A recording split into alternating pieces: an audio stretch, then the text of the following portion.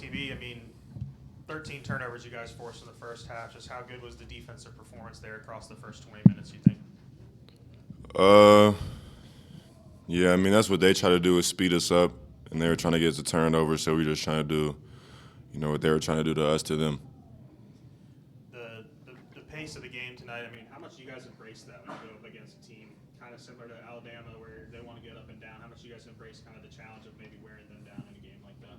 I mean, obviously, we like to play fast. We're one of the fastest teams in the country, so, when a team wants to come in here and play fast, it's playing to our benefit, so, it played to our benefit tonight. Malik, 18 points, 9 rebounds, a second straight really big game for him. Just how much of a difference maker is he for you guys when he's playing well like he has been? Yeah, I mean, you see it out there. He's blocking shots, rebounding. Nick Pringle does the same thing for us. He just, it wasn't his night tonight. But, they've both been big for us. So. Yeah, Billy with the 23 points, a team high for you guys tonight. He's scored 20, I believe, in 4 straight games. Just, what, I guess, element does that add when he's able to, score as much as he has been of late, especially when the jumper is falling? Yeah, I mean, it makes us a lot more dangerous. Obviously, we know he can get downhill and finish at the rim, but when he's hitting shots like that, I can't imagine being another coach trying to scout against us. So, I think that just adds another, floor spacer for us when he's hitting shots, and then obviously he can get downhill. And then the 52 points in the paint for you guys tonight. Obviously, A&M wasn't the greatest defensive rebounding team statistically, but how big of an emphasis was the paint for you guys in this game? We knew that they were a smaller team. They didn't have as much size as us, so we were just trying to go out there and, offensive rebound and dominate the boards. And, Malik did a good job tonight, both the Maliks. And we were just trying to dominate the glass tonight. First half, you guys just kind of let your defense turn into offense at 13 turnovers forced.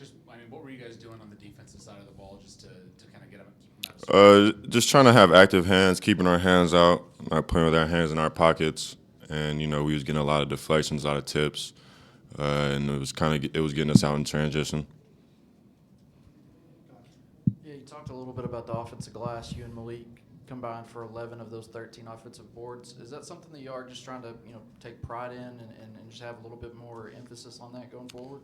Yeah, I know I haven't done a good job offensive rebounding as of late. Malik is pretty consistent with it, but we just all the bigs, collectively are trying to crash the glass offensively more.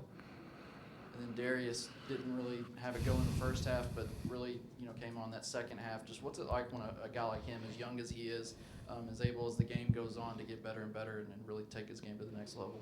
Yeah, I mean, he's such a good playmaker that, you either got to stop him, from getting to the rim or he's going to make a good pass. So, I mean, he was just making good passes in the first half and, he's just more aggressive getting his shots in the second.